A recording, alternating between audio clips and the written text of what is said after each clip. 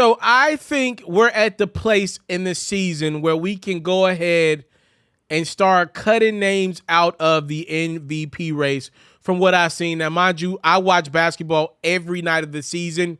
I think I've seen enough.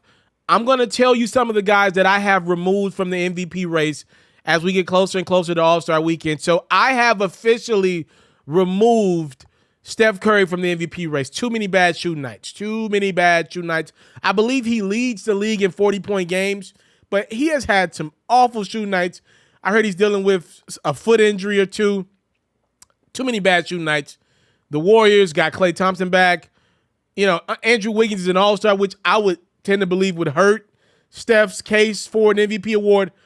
I am comfortable removing Steph from the list. I'm also comfortable removing Kevin Durant and LeBron from the list as well. You know, as of right now, the Lakers don't look like they're going to make any noise out west. At best case, will be one of the seventh or eighth seed, or maybe even lower than that. You know, LeBron's playing really good basketball offensively, but it's a jump shot based attack nowadays. So I mean, the impact is not the same. The Lakers can lose even if LeBron plays great. Kevin Durant is hurt again. You know, Brooklyn is still in the running for the number one seed. So I guess theoretically, if KD were to come back and the Nets were able to win the one seed, I guess theoretically he could be in the race again. I don't think that's going to happen.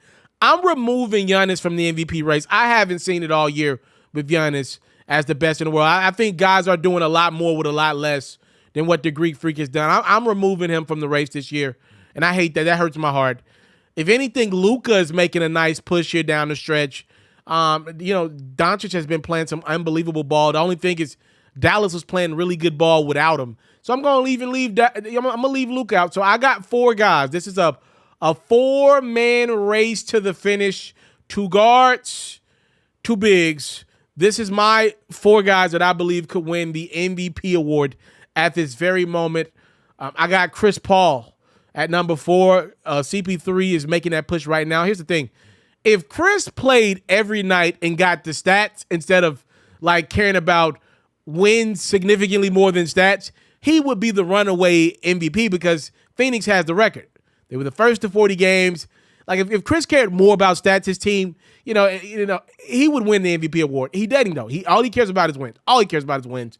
So his stats have, you know, kind of fell backwards a little bit. There are a lot of nights when CP3's got 12 points, 10 assists, 12 points, 7 assists, 10 points, 12 assists. That's just not going to win you an MVP award. There should be an award for Chris Paul. It ain't MVP, though. They need to create one for him, by the way. But over the last couple of weeks, he's been picking it up.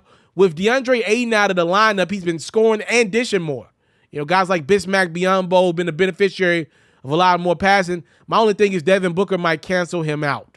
That's my only thing. So I got Chris Paul at 4 on my list. Number 3, Ja Morant has been sensational for the Memphis Grizzlies.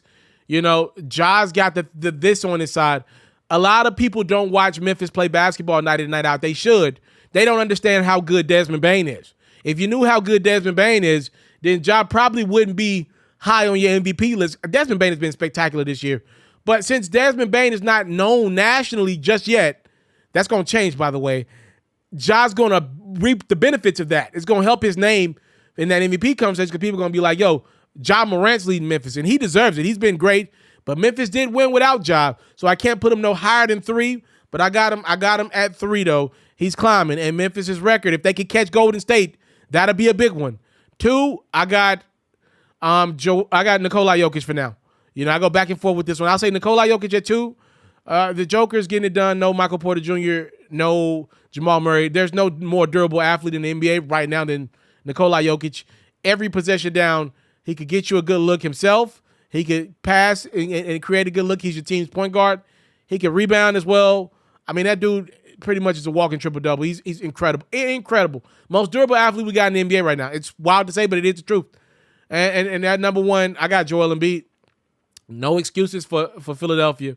They have just put their heads down and got to work. Ben Simmons don't want to hoop with us. It is what it is. Tyrese Maxey will step up.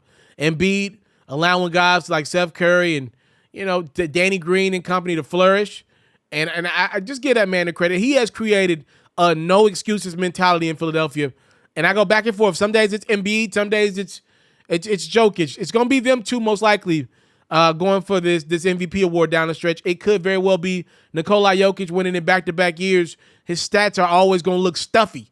You know, not only does he play great and is there every night, his stats look great as well. Joel Embiid, stats look really, really good. You know, every now and then there's a night or two where he'll only have 19, 21 points and 8 or 9 rebounds. But he's great. If Philly can climb the ranks of the Eastern Conference and somehow compete for that number 1 seed, that's something that Denver can't do out west. So I think that leaves the door open for Embiid. Also, a lot of the people who vote for the MVP award, they don't watch Denver night in, night out. They know the Joker's great. Philadelphia's get a couple more TV games nationally. I would tend to believe in Denver. I don't know that for a fact, but that's my guess. I see them around more. So, if Joel Embiid, with the storyline of Ben Simmons this offseason, Doc Rivers the coach, Daryl Morey, they're in the front office. If he could get Philly in that race for number 1 out east with everything they've had to deal with, if they are still able to be number 1 with losing an all-star, you would have to say he would be the MVP. Those are the 4 guys I think they got a realistic chance of winning it.